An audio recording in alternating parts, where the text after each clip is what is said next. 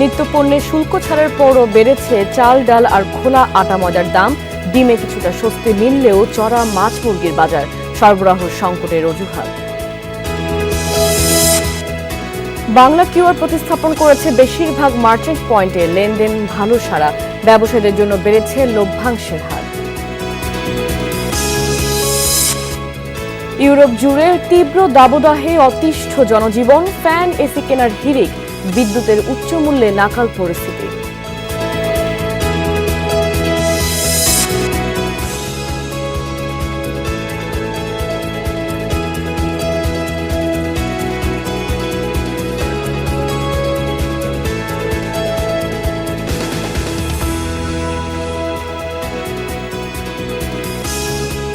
দর্শক, আমন্ত্রণ বিজনেস টুডেতে। আপনাদের সাথে আছি আমি কাশফিয়া রুহি। এতক্ষণ শিরোনাম দেখছিলেন, এবার বিস্তারিত। শুল্ক ছাড়ের সুফল এখনও মিলছে না নিত্য পণ্যের বাজারে। মাসের ব্যবধানে জাত ভেদে চালের দাম বেড়েছে কেজিতে 5 টাকা। ডালের দামেও ঊর্ধ্বমুখী প্রবণতা। খোলা আটা আর ময়দার দামও বেড়েছে। বিক্রেতারা বলছেন বর্ষার কারণে শুকনো ধানের অভাব। এদিকে প্যাকেটজাত আটা, ময়দা, চিনির সরবরাহ সংকটের প্রভাব পড়েছে বাজারে। তদারকি জোরদার আর পর্যাপ্ত পণ্য নিশ্চিত করা না গেলে শুধু শুল্ক ছাড়ে বাজার নিয়ন্ত্রণে আসবে না বলেই মনে করেন ক্রেতারা। 60 ধরনের নিত্যপণ্যের উপর শুল্ক ছাড়ার সুবিধা কিন্তু বাজেট প্রস্তাবের দিন থেকেই মিলছে, অথচ বাজারে তার সুফল পুরোপুরি এখনও দেখা যায়নি। কোনো ধরনের সরবরাহ সংকট না থাকার পরও চালের দাম জাতভেদে কিন্তু 5 টাকা পর্যন্ত বেড়েছে জাতভেদে ডালের দামও। চিনি, খোলা আটা, খোলা ময়দা, গম এগুলো বিক্রি হচ্ছে আগের চড়া দামে। ফুয়েলের দামটা কমাইতে, প্লাস হলো যে আপনার হচ্ছে যে ইলেকট্রিসিটি বিলের দামটা কমাতে, তাহলে সেক্ষেত্রে দেখা যেত যে আপনার কস্টিংটা কমে আসতো। বর্ষার সিজনে দাম শুকাতে পারে না, আর যদি আমাদের কটা হয় সব তো বাইরের থেকে আসে। ধানের সরবরাহ সংকটের অজুহাতে চালকল মালিক এবং ব্যবসায়ীরা যারা কিনা মিলার রয়েছেন তারাই এই পর্যায়ে চালের দাম বাড়িয়ে দিয়েছেন। ক্রেতারা বলছেন শুল্ক ছাড় দিয়ে লাভ হবে না যদি না বাজার তদারকিটা জোরদার করা যায়। সরকার প্লাস দোকানদার মাঝখানে কিন্তু আরেকটা লোক আছে, সে কিনা আপনার অবশ্যই এই বাজারটাকে কন্ট্রোল করছে, তো ওই লোকটাকে আগে সরকারের কন্ট্রোল করা দরকার। শুধু শুল্ক ছাড় দিলেই দাম কমবে এরকম না, পর্যবেক্ষণ করতে হবে যেন আসলে এই ছাড় দিচ্ছে ওটা কোম্পানি আমাদের দিতেছে কিনা। এবার দেশের সবচেয়ে বড় পাইকারি বাজারের খবর জানতে আমরা যাচ্ছি চট্টগ্রাম। সহকর্মী জোবায়েদ ইবনে শাহাদাতের কাছে। ধন্যবাদ হুমায়ুন। আমরা ভোগ্যপণ্যের সবচেয়ে বড় বাজার খাতুনগঞ্জে আছি এবং এখানে যারা পাইকাররা আছেন তাদের সাথে কথা বলে যতটুকু জানতে পেরেছি, আমদানি এখন পর্যন্ত পর্যাপ্ত আছে, প্রচুর মালামাল আসছে, কিন্তু সে অনুযায়ী কর কম হওয়ার যে কথা বা কর কম হওয়ার পরে যে দামটা কমার কথা সেটা এখনো দেখা যাচ্ছে না। এখনো তো আগের রেটে মালগুলো আমাদের কাছে আসতেছে, হয়তো বা বাজেটের প্রভাবটা এখনো মালের উপরে পড়ে নাই। পর্যাপ্ত সরবরাহ মাল আছে, মালও কোনো মালও ঘাটতি নেই, দামও আস্তে আস্তে কমতে। ক্রেতা আছেন তারা বলছেন সরকারের দাম কমার বিষয়ে একটু মনিটরিংটা প্রয়োজন এবং মনিটরিং থাকলে পাইকারি এবং খুচরা উভয় পর্যায়ে কিন্তু দামটা কমে আসবে। সরকার ওটা নজরদারি দিচ্ছে না, এমনি শুনতেছি, নিউজও শুনতেছি, বাজেটও শুনতেছি, কিন্তু মার্কেটের মধ্যে আপনি গেলে কোনোটাই কম নেই। এবার জেলা পর্যায়ের খবর জানতে আমরা চলে যাব চুয়াডাঙ্গায় সহকর্মী জিসান আহমেদের কাছে। ধন্যবাদ জোবায়েদ। জীবনযাত্রার মান স্বাভাবিক করতে এবং ভোগ্যপণ্যের স্বস্তি ফেরাতে যে কৃষিপণ্য এবং ভোগ্যপণ্যের উপরে কর ছাড় দিয়েছে সরকার, তার প্রভাব কিন্তু পড়েনি চুয়াডাঙ্গার বাজারে। সব ধরনের যে পণ্যের দাম ছিল সেইগুলো কিন্তু আসলে অনেকটাই অপরিবর্তিত রয়েছে, বরং কিছু কিছু পণ্যের দাম কিন্তু অনেকটাই বেড়েছে। কমিলি আগের চেয়ে অনেক দাম বেড়েছে। সব থেকে বেশি এর মধ্যে দাম বেড়েছে ছোলা, খুচরা পর্যায়ে বিক্রি হচ্ছে 100 টাকা কেজি পর্যন্ত। একই সাথে কিন্তু পোলাও চালের দামটাও অনেকটাই বেড়েছে। সয়াবিন তেল কিন্তু রয়েছে আগের মতো, স্থিতিশীল আছে 2-4টে আর 5-6টা আইটেম হলো উদ্যোগতি। এই ছিল আমার কাছে চুয়াডাঙ্গা থেকে নিত্যপণ্য কিংবা ভোগ্যপণ্য বাজারের সবশেষ পরিস্থিতি। এদিকে মাছ মুরগির বাজারে স্বস্তি মেলেনি। চাহিদা অনুযায়ী যোগান কমার অজুহাতে বাড়ানো হচ্ছে মাছের দাম। দোকানিরা বলছেন বাড়তি পরিবহন ভাড়ার প্রভাবও পড়ছে স্থানীয় পর্যায়ে। সোনালী ও ব্রয়লার মুরগির দরও ঊর্ধ্বমুখী, কেজিতে বেড়েছে 20 টাকা পর্যন্ত। তবে কিছুটা স্বস্তি মিলছে ডিমের মোকামে। রাজধানীর বাজারে মাছের ভরপুর যোগান, তবুও দোকানিদের দাবি গ্রাহক চাহিদার জন্য যথেষ্ট নয়, যার প্রভাব পড়েছে দামে। সপ্তাহের ব্যবধানে মিঠা পানির বড় মাছের কেজিতে দাম বেড়েছে 50 থেকে 100 টাকা পর্যন্ত। ফ্যামিলি আছে, বাচ্চারা আছে, তারা তো একটু বড় মাছ পছন্দ করে। এখন ওই সবসময় কিনতে, আগে যেরকম হয়তো সপ্তাহে 2 দিন কিনতাম, এখন সপ্তাহে 1 দিন কিনি, কোনো সপ্তাহে মিস করি। নাগালের বাইরে দর আজকে তো বেশি, ইলিশ মাছের 2000 টাকা কেজি। মানুষ যে বাড়তি, ওই হিসাবে মাছ তো বাড়তি না, মাছ তো কম, যার কারণে খাওয়ার চাহিদা মিলাইতে পারে না, এর জন্য দাম বেশি। স্বস্তি নেই মুরগির বাজারেও। ব্রয়লার বিক্রি হচ্ছে 190 টাকা কেজিতে, যা গত সপ্তাহে বিক্রি হয়েছে 170 টাকায়। সোনালী জাতের দামও কিছুটা ঊর্ধ্বমুখী। আগের চড়া দামে বিক্রি হচ্ছে দেশি জাত, প্রতি কেজির দাম হাঁকা হচ্ছে 680 টাকায়। বাস্তব যেটা, এটা তো মানতে হবো। এখন যদি ওনারা যেটা বলে সেটার বাইরে তো আমি কিছু করতে পারবো না। কেনার উপরে ডিপেন্ড। আমরা তো আর আমরা কেনার থেকে হয়তো 10 টাকা বা 15 টাকা 20 টাকাই বেশি বেচতে পারবো, আর বেশি বেচতে পারবো। আমদানি কম, এমনি অর্ডার আছে, অনুষ্ঠান, এই জন্য দাম একটু বাড়ছে। মধ্যবিত্তের আমিষের চাহিদা পূরণের শেষ ভরসা ডিম। কিছুটা কমতির দিকে ডিমের বাজার। লাল ডিমের ডজন 110 থেকে 115 টাকায় বিক্রি হচ্ছে। 110 টাকা বিক্রি করে 115 টাকা বিক্রি করতেছে। গ্যাসের তুলনায় সপ্তাহে ডজনে 10 টাকা কমছে। কিন্তু খেতে তো হয়, দাম বেশি হলেও খাইতে হবে না, কারণ খাওয়া দাওয়ার বন্ধ থাকবে না।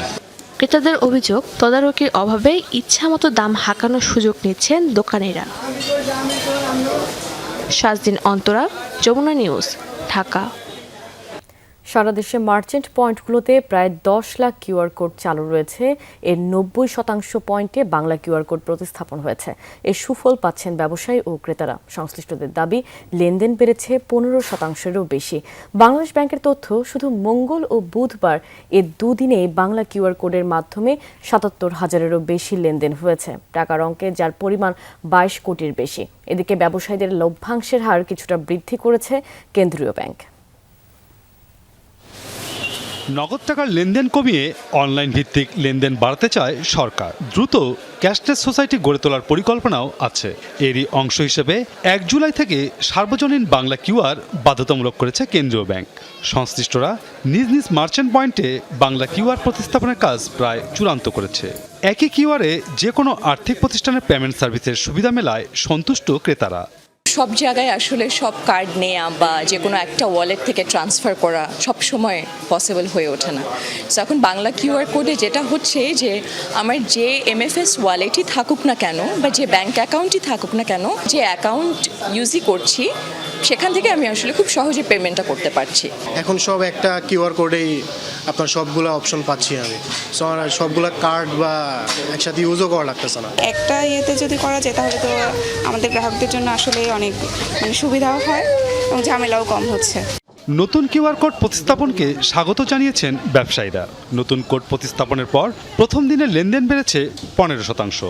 তবে চাহিদা অনুযায়ী অনেক ব্যবসায়ী এখনও বাংলা কিউআর কোড পাননি। এখন এটা কাস্টমারের জন্য সুবিধা হয়েছে, আমার জন্য সার্ভিসটা একটু স্মুথ করার জন্য বেটার হয়েছে আগে থেকে। এই কিউআরটা নিচ্ছে না, যখন স্ক্যান করতেছে তখন নিচ্ছে না, তখন তারা বলতেছে যে বাংলা কিউআর আসছে কিনা। সো আমরা ওদেরকে বলে দিই যে খুব তাড়াতাড়ি চলে আসবে। কেন্দ্রীয় ব্যাংকের তথ্য বলছে, সারা দেশে মার্চেন্ট পয়েন্টগুলোতে প্রায় 10 লাখ কিউআর কোড চালু আছে। ইতিমধ্যে 90%-এর বেশি বাংলা কিউআর কোড প্রতিস্থাপন হয়েছে। মার্চেন্ট পয়েন্টগুলোতে বাংলা কিউআরের চাহিদা বেড়েছে। আমরা আসলে মার্কেটে এসেছি হলো 25শে জুন, 1 সপ্তাহ সময় আমরা পেয়েছি। সেই জন্য হয়তো একটু আমাদের কিছু জটিলতা তৈরি হচ্ছে যে এত কম সময়ে কিভাবে আনবো। আদারওয়াইজ আর কোনো জটিলতা নাই। মার্চেন্টরা এটাকে স্বাগত জানাচ্ছে এবং আমরাও সবাই স্বাগত জানাচ্ছি, কারণ এর মাধ্যমে আমি দেখেছি যে ইতিমধ্যে আমাদের লেনদেনের পরিমাণও বেড়ে গিয়েছে। বাংলা কিউআর কোড দ্রুত ছড়িয়ে দিতে কাজ করছে বাংলাদেশ ব্যাংক। সম্পৃক্ত করা হয়েছে সংশ্লিষ্ট মন্ত্রণালয়গুলোকেও। এককভাবে বাংলাদেশ ব্যাংক ইনিশিয়েটিভ নিয়ে এটাকে সফল করে ফেলবে এটা ভাবার কোনো কারণ নেই। এক্ষেত্রে অবশ্যই সংশ্লিষ্ট সকল মন্ত্রণালয় এবং অন্যান্য রেগুলেটরি বডি যারা আছে তাদেরকেও একযোগে কাজ করতে হবে এবং আমরা তাদের কাছ থেকে সাড়া পাচ্ছিও। বাংলা কিউআর কোডের মাধ্যমে মার্চেন্ট পেমেন্টে সেবা ফি হিসেবে ভ্যাট সহ সর্বনিম্ন 1% মার্চেন্ট ডিসকাউন্ট রেট বা এমডিআর নির্ধারণ করা হয়েছে। এই অর্থ গ্রাহকের কাছ থেকে কাটা যাবে না। এমডিআর নেওয়া হবে মার্চেন্ট বা দোকানদারের প্রাপ্য অর্থ থেকে। অর্থাৎ গ্রাহক যে পরিমাণ টাকা পরিশোধ করবেন শুধু ততটুকুই তার ব্যাংক হিসেব বা মোবাইল ব্যাংকিং হিসাব থেকে কাটা হবে। মাসুদুজ্জামান রবিন, যমুনা নিউজ, ঢাকা। সম্পূর্ণ চালু অবস্থায় বন্ধ হয়ে যায় বাংলাদেশের দ্বিতীয় বৃহত্তম রাষ্ট্রায়ত্ত পাটকল খুলনার দি ক্রিসেন্ট জুট মিলস। 2020 সালের 2 জুলাই রাতে যখন বন্ধ করে দেওয়া হয় তখন 2126টি মেশিনের প্রায় সবগুলোই সচল ছিল। সেই মেশিনগুলোই এখন অচল যন্ত্রাংশ হিসেবে বিক্রি করা হয়েছে 61 টাকা কেজি দরে। মিলের 107 একর জমির মধ্যে 75 একর ইজারা দেওয়া হয়েছে একটি বেসরকারি শিল্প প্রতিষ্ঠানকে। এতে পুনরায় চালু হবে এমন আশায় থাকা শ্রমিকদের মধ্যে হতাশা ভর করেছে। শেখ আল এহসানের প্রতিবেদন, ক্যামেরায় ছিলেন আমির সোহেল। খুলনার একসময়ের পাটকল শ্রমিক হজরত আলী দেশের দ্বিতীয় বৃহত্তম রাষ্ট্রায়ত্ত পাটকল দ্য ক্রিসেন্ট জুট মিলে অস্থায়ী ও স্থায়ী শ্রমিক হিসেবে 4 দশকেরও বেশি সময় ধরে কাজ করেছেন। স্থায়ীভাবে মিল বন্ধ হবার 1 ঘন্টা আগেও তিনি জানতেন না মেশিনে সেটিই তার শেষ স্পর্শ। আজও মিলের সামনে বকুলতলার বেদিতে এসে বসে থাকেন বৃদ্ধ আলী। অপলক দৃষ্টিতে তাকিয়ে থাকেন মিল গেটের দিকে। একসময় জমজমাটে এই কারখানা জুড়ে এখন ধুলোর স্তর জমেছে, আগাছায় ভরে গেছে চত্বর। আমি দোকান তাস চালাই, লাইন সারদা যাই আমার কয় কি কলমটা দিয়ে এলো, কয় কাপড় ডেলে কেউ কালা ভাই মিলের অবস্থা ভালো না, মিল বন্ধ হয়ে গেছে, বন্ধ হয়ে যাই বার বাসি বসে দেবে না। তার মতো অনেক শ্রমিক এখনও আসেন মিল গেটে, প্রিয় কর্মস্থলের দিকে তাকিয়ে দীর্ঘশ্বাস ফেলেন। হুট করে মিল বন্ধের পাশাপাশি পুরো পারিশ্রমিক না পাওয়ার অভিযোগও রয়েছে তাদের। আমার বাবা চাকরি করতো, আমার চাচা চাকরি করতো, তারপর আমরা মিলে আমরা কাজে ঢুকছি। এই মিলের সাথে আমাদের নারীর সম্পর্ক, আমাদের মায়ের সম্পর্ক, পরিবারের সম্পর্ক আমরা যখন দেখি যে আমাদের চোখের সামনে দিয়ে এই মিলগুলো মেশিনগুলো খুলে নিয়ে যায়, তখন দুঃখে বুকটা ফেটে যায়। ওই মেশিন নিয়ে এখন সাগর টুতে চালাচ্ছে, আমি নিজের চোখে দেখে আসছি। সেখানে যদি চলতে পারে তো এই মেশিন তো অযোগ্যর কোনো কারণেই আমি দেখতেছি না। ঘোষণা দিল পাটমন্ত্রী যে 5টা মিল রাষ্ট্রীয়ভাবে চালু করবে, কিন্তু একসাথে 26টা জুট মিলই দিয়ে দিচ্ছে, তাহলে কোন 5টা মিল চালু করবে? শ্রমিকদের অভিযোগ, মিলের 2126টি যন্ত্র অচল দেখিয়ে কেজি দরে বিক্রি করা হয়েছে। কিভাবে সেই টেন্ডার আহ্বান করা হয়েছিল জানতে চাইলে প্রশ্নের উত্তর দিতে টালবাহানা করেন ক্রিসেন্ট জুট মিলের মহাব্যবস্থাপক। সরাসরি বলা হয়েছে যে এই সমস্ত বিষয় আপনারা বিক্ষিপ্ত তথ্য না দিয়ে বরং সেন্ট্রালি তথ্য নিলে বিষয়টা তো সেন্ট্রালি কন্ট্রোল করা হয়। চেয়ারম্যানের অনুমতি ছাড়া এই বিষয়ে কিছুই বলতে পারবেন না জানালেন Bangladesh jute mills corporation BJMC Khulna আঞ্চলিক কর্মকর্তাও। আপনি কি জানতে চাচ্ছেন লিখিতভাবে জানাবেন, এটা আমরা চেয়ারম্যানের কাছে পাঠাবো, ওখান থেকে তথ্য আসলে আমরা 2020 সালে মিলটি বন্ধ করা হয়। গত বছর মাসিক 50 লাখ টাকা চুক্তিতে মিলটি ইজারা নেয় messrs Mahbub group of industries. প্রতিষ্ঠানটি পাটপণ্যের পরিবর্তে অন্য কিছু উৎপাদন করার কথা বলে মিলের যন্ত্রাংশ সরিয়ে নিচ্ছে। এতে সুফল মিলবে না বলে জানিয়েছেন অর্থনীতিবিদ ও নাগরিক সমাজের প্রতিনিধি। এগুলোকে ব্যক্তি মালিকানায় দিলে যে ভালো আসবে ফলাফল, এটা আমি মনে করি না। আমি মনে করি যে এটাকে টোটালি একটা ইকোনমিক জোনে যদি আমরা রূপান্তর করি তাহলে কিন্তু ভালো হবে। এখানে যে সমস্ত শিল্প কলকারখানাগুলো লিজ দিচ্ছে সেখানে একটা বাধ্যবাধকতা থাকবে যে আপনি এই ধরনের শিল্প কলকারখানা গড়ে তোলেন যেখানে কর্মসংস্থান হয়, আবার সরকারের রেভিনিউ হয়।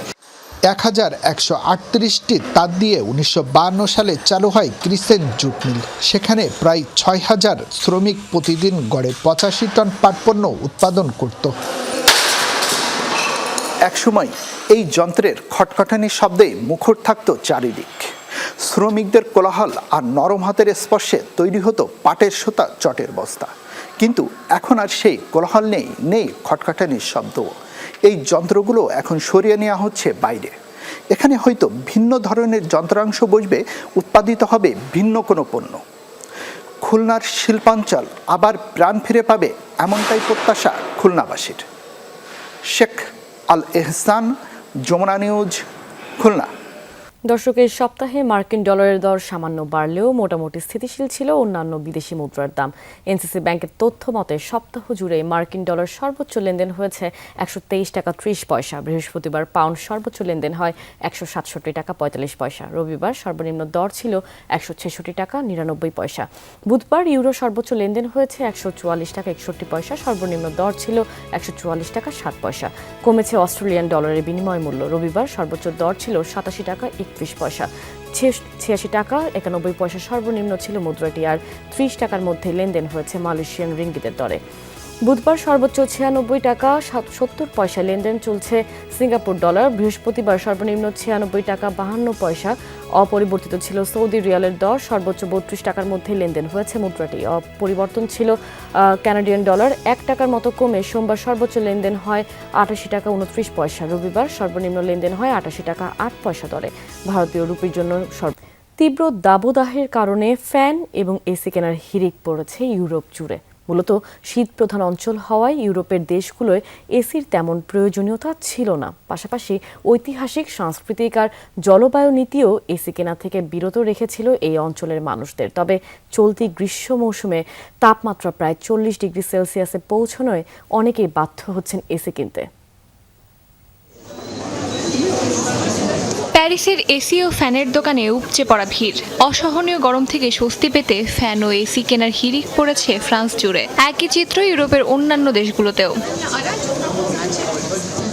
শীত প্রধান অঞ্চল ইউরোপ। মূলত জুন থেকে আগস্ট পর্যন্ত থাকে গ্রীষ্মকাল। এই সময় অঞ্চলটির গড় তাপমাত্রা সাধারণত 15 থেকে 18 ডিগ্রি সেলসিয়াসের মধ্যে ওঠানামা করে। তীব্র শীত হয় ইউরোপের মানুষ বরাবরই গ্রীষ্মকালের উষ্ণতা উপভোগ করে।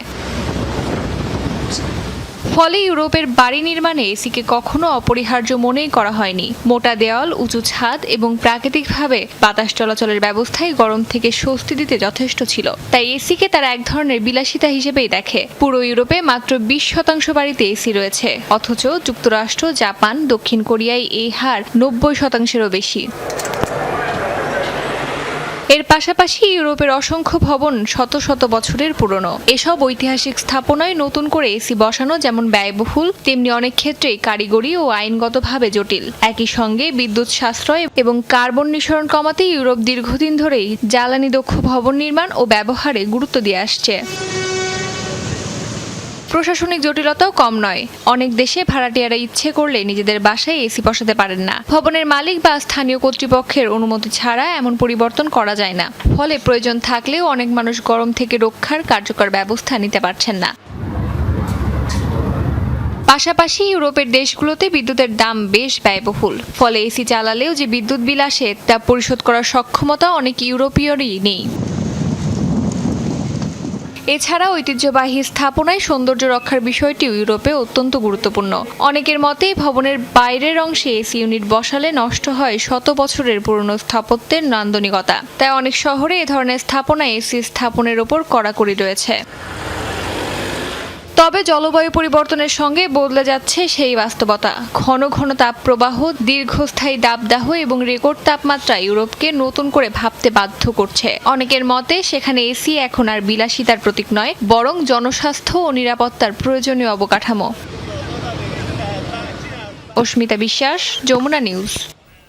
দ্বিপাক্ষিক সম্পর্ক জোরদারের লক্ষ্যে চুক্তি সই করেছে ভারত ও জাপান। চুক্তির শর্ত অনুযায়ী এআই প্রযুক্তি, জ্বালানি অর্থনীতি এবং প্রতিরক্ষা খাতে সহযোগিতা বাড়াতে যৌথভাবে কাজ করবে দুই দেশ। বৃহস্পতিবার বৈঠক শেষে চুক্তি সই করেন জাপানের প্রধানমন্ত্রী সানায়ে তাকাইচি ও ভারতের প্রধানমন্ত্রী নরেন্দ্র মোদি। গত বছর টোকিও সফরে গিয়েছিলেন ভারতের প্রধানমন্ত্রী। সেবার জাপানের প্রতিশ্রুতি ছিল আগামী 1 দশকে ভারতে বিনিয়োগ দ্বিগুণেরও বেশি করা হবে। এরই প্রেক্ষিতে 3 দিনের সফরে আসেন দেশটির প্রধানমন্ত্রী সানায়ে তাকাইচি। ভারত সরকারের তথ্য অনুযায়ী 25 থেকে 26 অর্থবছরে দুই দেশের দ্বিপাক্ষিক বাণিজ্যের পরিমাণ দাঁড়িয়েছে $27.5 বিলিয়ন। গেল বছর ভারতে জাপানের বিনিয়োগ ছিল $3.2 বিলিয়ন।